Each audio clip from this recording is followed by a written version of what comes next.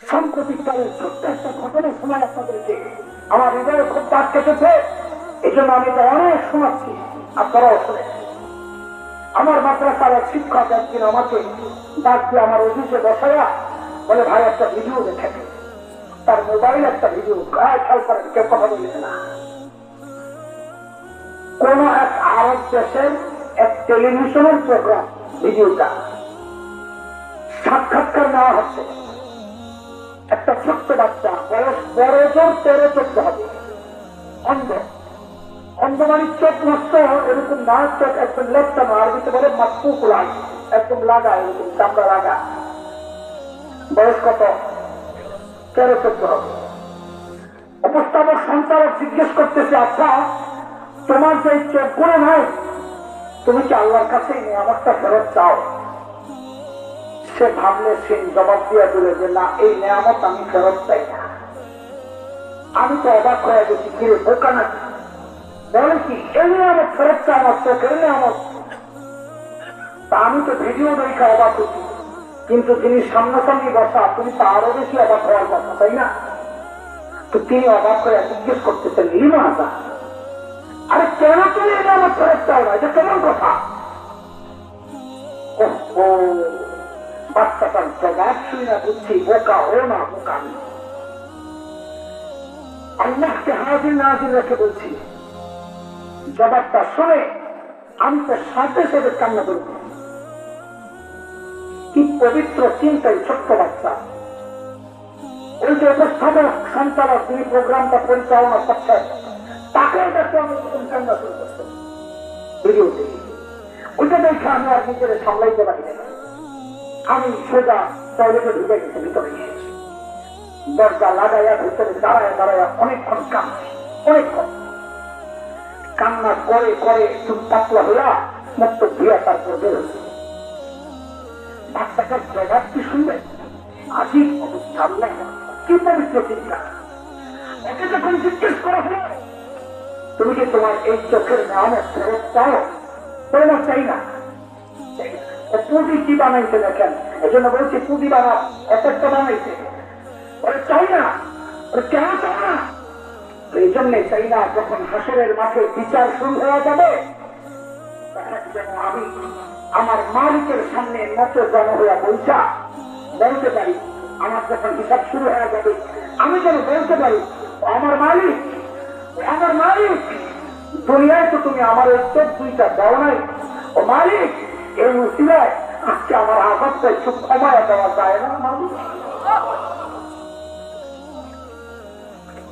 আমি তো কাঁদতেছিলাম উল্টা চিন্তা করে, আমি কাঁদতেছিলাম উল্টা চিন্তা করে যে আমার যখন চিল্লা লাগবে, আমার মায়ের যদি ঠিক উল্টা প্রশ্ন আমাকে করে। কি প্রশ্ন? এরে হাসান জানি, তোর তো চোখের নিয়ামত দিছিলাম, তুই তো ঘুরবো করত, এখন আঘাতটা একটু বাড়াই দিই, আমি সেটা তোরা তো জবানের নিয়ামত দিছিলাম, তুই ঘুরবো করত, এখন আঘাতটা একটু বাড়াই দিই, আমি কি জবাব দিব?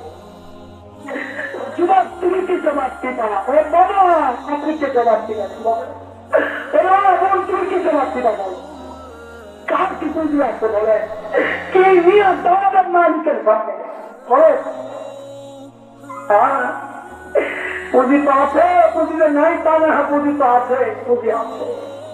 গুণা গুণা গুণা গুণা গুণা গুণা, চুল পাইকা সোজা হলে কখনো গুণা থাকতে পারেন না, দাড়ি পাইকা সোজা করে গুণা থাকতে পারেন না।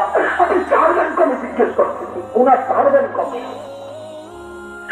মালিক যেন আমাকে আপনাকে ডেকে রেখে সূরা হাদীদে বলছেন, আলাম ইয়ানিল্লাযীনা আমানু আন তাখশা কুলুবুহুম লিযিকরিল্লাহ। এই ইমানদার, আল্লাহর ভয়ে তোর অন্তরটা কেঁপে ওঠার সময় কি হয় নাই? আজ কত এটা জবাব তুই ভাবিস না। আল্লাহ তোর চুল পাকানোর জন্য করে সময় দিবেন, দাড়ি পাকানোর জন্য সময় দিবেন। না না না না, এমনটা ভাবার কোন কারণ নেই।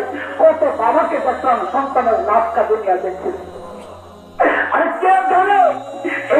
জীবিত এমন কেউ থাকতে পারে তার খবর নাই, তার কাপড়ের কাপড় ওখানে চলে আসে। এমন তো হইতে পারে কালকে খবর পাইতে পারে বয়ান করে গেল মাওলানা হাসান জামিল তো দুনিয়ায় নাই।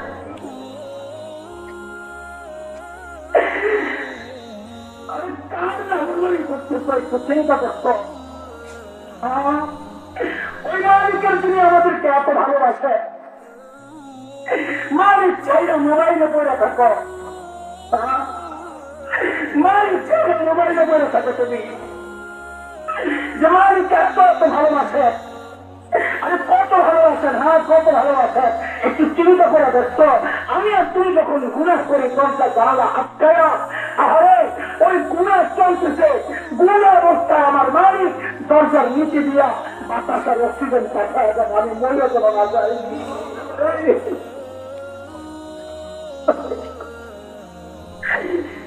এত মায়া, এত মায়া, এত মায়া করবেন না কেন করবেন না? আল্লাহ আল্লাহ রাসূল ছাড়া দুনিয়ার আমাদেরকে সবচেয়ে বেশি মায়া করেন কে? মা। কে?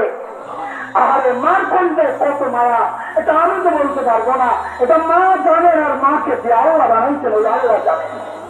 কিন্তু কোরআন হাদিস উলামায়ে কেরামের দেওয়া মাসআলা থেকে কিছুটা আন্দাজ করতে পারি। যেমন একটা মাসআলা, কোন সন্তান যদি বাবা মার আগে ইন্তেকাল করে, বাবা তো সন্তানের লাশের পেছনে পেছনে যেতে পারে, বাবা তো সন্তানের কবরেও নামতে পারে। বলে কেন?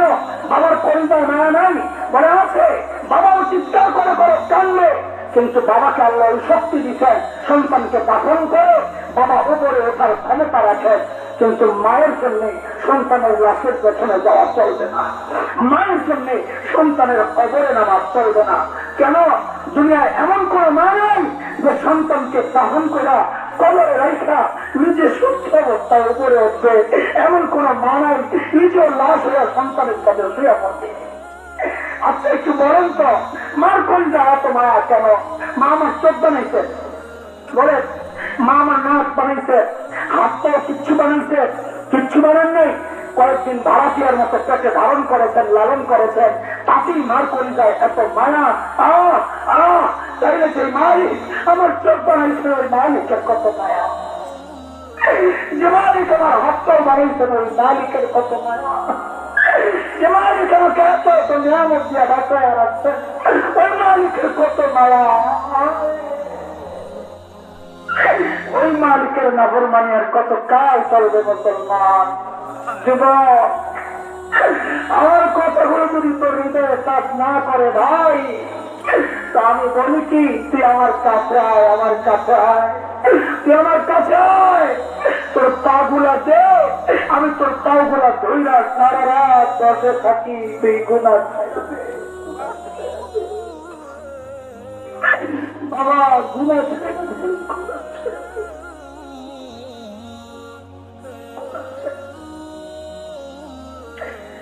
মালিকের সামনে কিনে দাঁড়ানোর চিন্তা তো করে।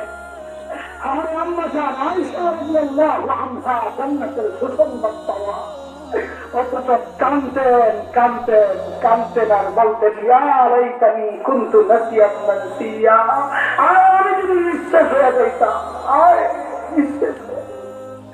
মালিকের সামনে আর দাঁড়ানো লাগতো না, অথচ আমাদের কোনো টেনশন নাই।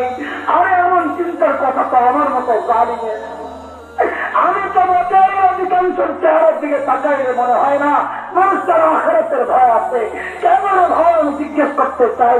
আমার জানতো জান্নাতের গ্যারান্টি পাওয়া, আমার তোমার কে গ্যারান্টি দিছে যে আমাদের মৃত্যুর যন্ত্রণা হবে না? আমার তোমার কে গ্যারান্টি দিছে যে আমাদের কবর হবে?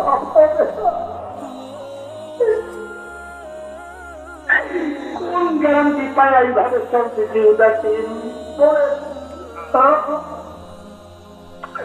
কোন গ্যারান্টি পাই আমাদের? কোন ভরসায়, কোন পুঁজির ভরসায়? মালিক